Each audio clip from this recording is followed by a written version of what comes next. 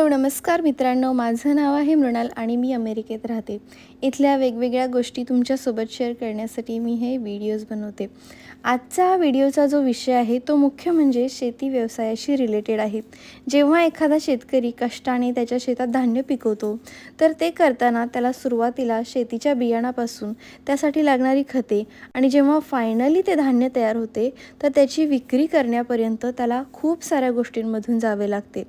500 लोकसंख्या असणाऱ्या या अमेरिकेतल्या गावातल्या शेतकऱ्यांसाठी इथे काय काय सोयीसुविधा आहेत त्याबद्दल हा व्हिडिओ आहे. आज मम्मी पप्पांना घेऊन त्यांना इथले कोऑप दाखवण्यासाठी आम्ही इथे आलो आहोत.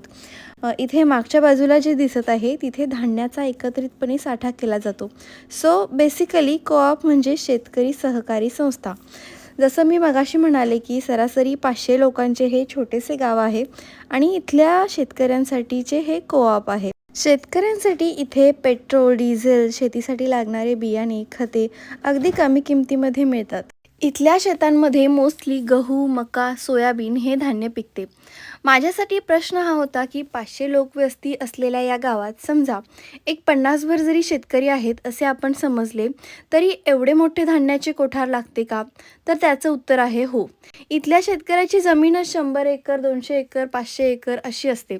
आपण आता एका शेतातील रोडवरून जात आहोत, तर या मॅपवर तुम्ही बघू शकताय की 1 स्क्वेअर माइल्समध्ये इथल्या शेतांचे विभाजन केले आहे आणि बाजूने हे असं रोड आहेत.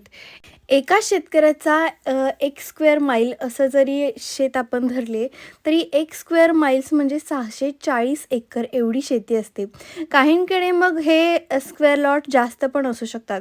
म्हणून ही अशा मोठ्या धान्याच्या स्टोरेजची गरज आहे.